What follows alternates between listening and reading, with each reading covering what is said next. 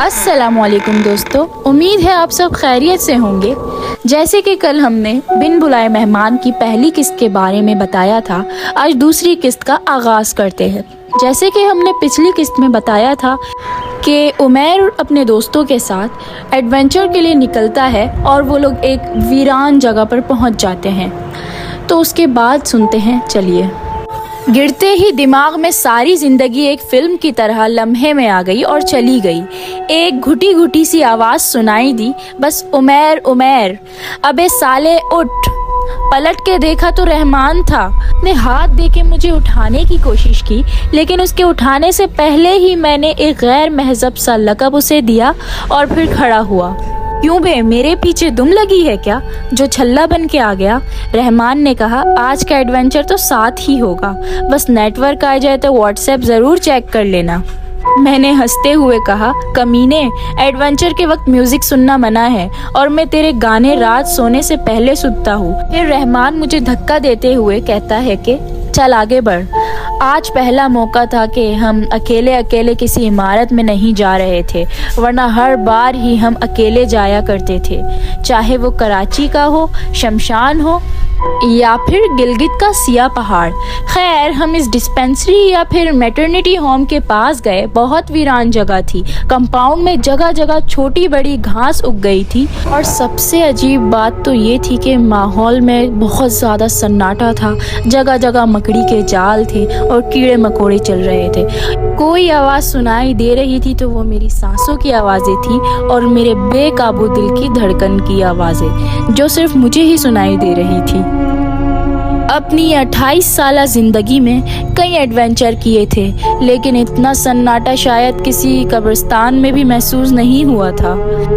اور پھر ہم اس اجاڑ عمارت کی ٹوٹی پھوٹی راہداری پر چلتے ہوئے ہم اس ڈبل اسٹوری عمارت کے قریب پہنچ گئے۔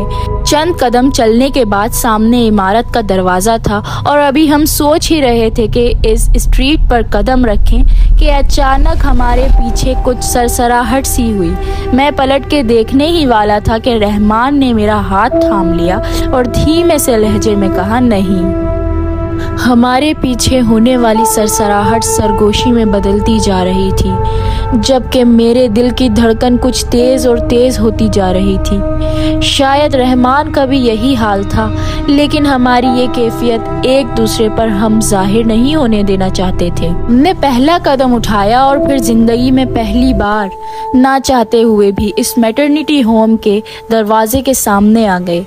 پیچھے ہونے والی سرگوشی اب بہت ہلکی ہلکی غراہٹ میں بدلتی جا رہی تھی، لیکن اس کی پرواہ کیے بنا ہم نے اس دروازے پر ہاتھ رکھ کے ہلکا سا زور دیا تو دروازہ رونگٹے کھڑے کر دینے والے انداز میں چرچراہٹ کے ساتھ کھلتا چلا گیا۔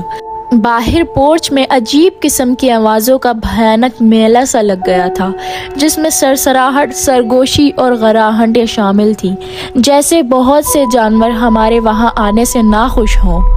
اور رحمان بھی بہت گھبرایا ہوا لگ رہا تھا، حالانکہ وہ بہت بہادر تھا۔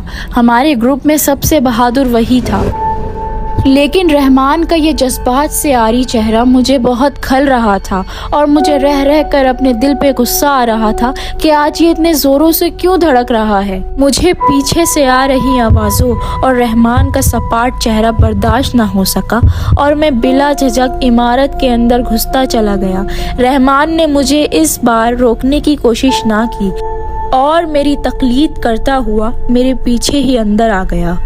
ہم جیسے ہی اندر داخل ہوئے تو ہمارے پیچھے سے آنے والی آوازیں ایسے بند ہو گئیں جیسے ہم سے کوئی جرم ہو گیا ہو، اور باہر موجود مخلوق اب شاید ہماری چیخوں کا انتظار کر رہی ہو کہ شاید ہماری گردنیں اچھلتی ہوئی باہر کو گریں گی، کیونکہ ہم نے کسی بہت بڑی ہستی کو یا شاید اس جگہ کے مالک کو چیلنج کر دیا ہے۔ امید ہے کہ آپ کو یہ دلچسپ اور خوفناک کہانی بہت پسند آ رہی ہو۔ اگلی قسط کا انتظار کیجیے اور ملتے ہیں اگلی ویڈیو میں۔ لائک کیجیے، پلیز سبسکرائب کیجیے اور کامنٹ کر کے ضرور بتائیے گا کہ آپ کو ویڈیو کیسی لگی، اور گھنٹی کے بٹن کو دبانا مت بھولیے گا تاکہ آپ کو ہر آنے والی نیو ویڈیو آرام سے فراہم ہو جائے۔